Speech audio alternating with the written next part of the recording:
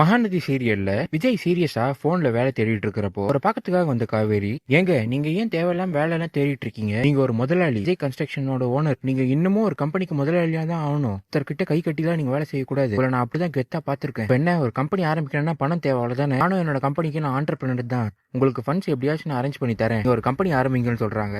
விஜயும் இதை கேட்டு சிரிச்சுக்கிட்டே, ஏண்டி அது உங்க அம்மா கம்பெனி, ஏதோ உன் கம்பெனி மாதிரி சொல்றீங்கன்னு சொல்ல, என் கம்பெனியா இருந்தா என்ன, எங்க அம்மா கம்பெனியா இருந்தா என்ன, இப்ப இந்த கம்பெனிக்கு நான் தான் ஆளி நாளு. நீங்க விடுங்க, நம்ம பாத்துக்கலாங்கிறாங்க. என்ன நேரம் கழிச்சு விஜய் காவேரி கிட்ட, காவேரி நான் கூகுள்ல சஜஷன்ஸ் ஆன் பண்ணியிருந்தேன், இதுல எனக்கு ஏத்த மாதிரி ஒரு வேலை அமைஞ்சிருக்கு, பண்ணலான் இருக்கேன்னு பேசிட்டு இருக்கிறப்போ விஜய்க்கு காஃபி கொடுக்கறதுக்காக வராங்க. மாப்பிள்ள உங்களுக்கு ஒன்றும் பிரச்சனை இல்லையே, நல்லா தானே இருக்கீங்களான்னு கேட்க, தெரியும் அத்தை, ஒரு நிமிஷம் உங்ககிட்ட நான் ஒன்று சொல்லணும்.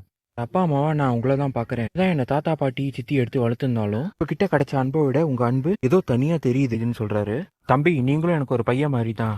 உங்களை பத்தி தெரியாம புரிஞ்சுக்கிட்டேன். முன்னாடிலாம் உங்க மேல ஒரு சின்ன கோவம் வந்துச்சு, ஏன் இந்த பையன் கான்ட்ராக்ட் கல்யாணம் அது இதுன்னு பண்றானேன்னு. முழுசா புரிஞ்சதுக்கு அப்புறம் தான் நீங்க ரொம்ப நல்ல மாப்பிள்ளைன்னு எனக்கு தெரியுது அப்படின்னு சொல்ல, இதை கேட்டு விஜயும் காவேரியும் ரொம்ப சந்தோஷப்படுறாங்க. கடையில இருந்த குமரன் அத்தைக்கு ஏதாவது உதவி செய்யணுமேன்னு கங்கா கிட்ட சொல்லிட்டு வீட்டுக்கு கிளம்புறப்போ, கங்காவும் குமரனை தடுத்து நிறுத்தி, ஏங்க நீங்க எங்கேயும் போக வேணாம், இங்க தைக்கிறதுக்கு நிறைய வேலை இருக்கு, ரிசப்ஷன் ட்ரெஸ் வேற இவனிங்க கொடுக்கணும், எங்கேயும் போகாதீங்கன்னு சொல்லி உட்கார வச்சிடறாங்க.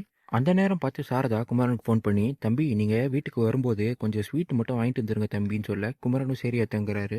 சாரதா பேசுறத கேட்டு இந்த காவேரி, அம்மா நீ ஏமா தேவையில்லாம குமரன் வேலை வாங்குற, இது மட்டும் அக்காவுக்கு தெரிஞ்சா தேவையில்லாம கத்துவா, இது நம்ம புருஷனே உங்க வேலை வாங்கிட்டு இருக்காளே நினைச்சுக்க போறாப்பான்னு சொல்ல, மாறிடி அவ சொல்லிடுவாள, குமரனை நான் சின்ன வயசுல இருந்து எடுத்து வளர்த்துருக்கேன், அவன் முதல்ல எனக்கு பையன், அதுக்கப்புறம் தான் மருமகள்லாம், பையன் கிட்டே நான் உதவி கேட்டா என்ன தப்பா அப்படிங்கிறாங்க. நவீன் வெளியே ஆர்டர் பண்ணி சாப்பிட்றத பார்த்த யமுனா தகராறு பண்ணிட்டு இருக்கிறப்ப சும்மா இல்லாம தேவையில்லாத ஒரு வார்த்தையை விட்டுறாங்க. காவேரி வயிற்றுல வருது குழந்தை, அதோட அப்பா விஜய் தானா இல்ல நீங்களான்னு அப்படின்னு கேட்க, டென்ஷன் ஆகி டேபிள் மேல இந்த ஸ்பூனை தூக்கி அடிக்கிறாரு.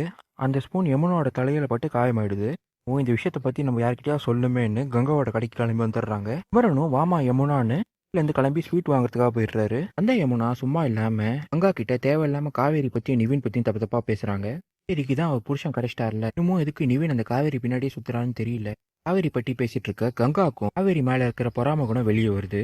இருந்தாலும் காவேரி கிரேட்ரி, சின்ன வயசுல இருந்தே அவ தான் எல்லாரையும் டாப்பா இருப்பா. அதனால்தான் என்னவோ அம்மா ஆகட்டும், அவ புருஷன் ஆகட்டும், குமரன் மாமா ஆகட்டும், நிவின் ஆகட்டும், எல்லாருமே அவளுக்கு ஒண்ணு எல்லாத்தையும் இழுத்து போட்டு செய்யறாங்க. ரொம்பவே அதிர்ஷ்டசாலிடின்னு சொல்றாங்க. ஆனாவும் அவ எப்படி வேணா இருக்கட்டும்க்கா, ஆனா எனக்கு ஒன்னே ஒண்ணுதான், நிவின் தலையில இருந்து காவேரியோட எண்ணம் போயிட்டாலே போதும், நான் சந்தோஷமா இருப்பேங்கிறாங்க. இதான் இன்னைக்கு எபிசோட்ல நடந்தது.